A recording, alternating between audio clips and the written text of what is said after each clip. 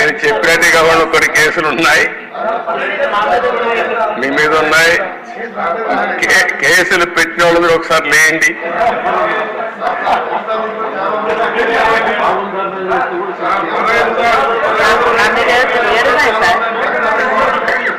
చూసారా దేశ 7 కేసులు ఉన్నాయి. అంటే రాజకీయ పోరాటం చేసిన వాళ్ళందరిపైన కేసులు పెట్టారు. అంటే ఇంకెప్పటికీ బయట రాకూడదు అనుకున్నారు, కానీ నేరుగా ప్రజలు ఆలోచించి అసెంబ్లీ పంపించారు దేశ అందరినీ. మెజారిటీ మీరు చూశారు. ఆనాటి పాలనలో మనందరూ బాధితులే అసెంబ్లీ నుండి అందరూ. Thank you.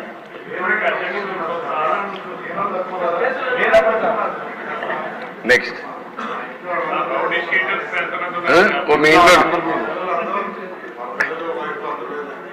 నారాయణ గారు చెప్పినట్టు ఇది నేను చెప్పింది వాళ్ళ పేర్లే ఎక్కువ టైం అవుతుంది చెప్పలేకపోయాను, కానీ ఇంట్లో ఉంటే మన పెళ్ళిళ్ళు పిలిచేవాళ్ళం కుటుంబ సమేతంగా.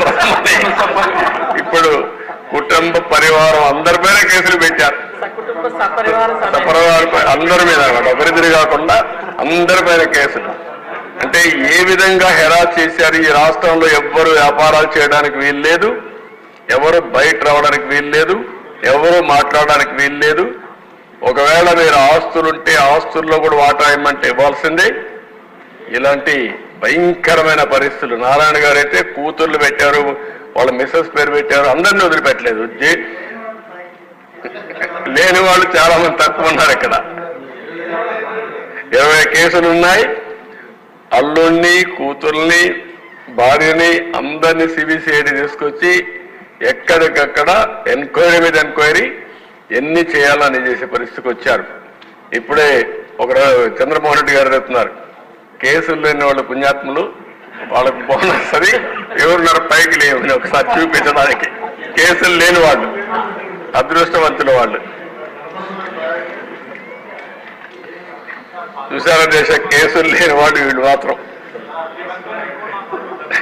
మెజారిటీ బాధితులు. Okay, thank you.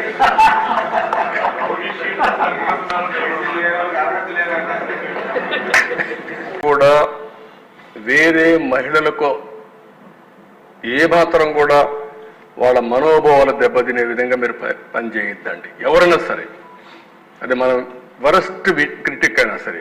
సోషల్ మీడియాలో కూడా నేను అది కూడా చెప్తున్నా, ఈ రోజు నుంచి సోషల్ మీడియాలో చాలా స్ట్రిక్ట్గా పెడతా. అవసరమైతే మొత్తం అనలైజ్ చేస్తా, సెపరేట్ విభాగం పెడతాం.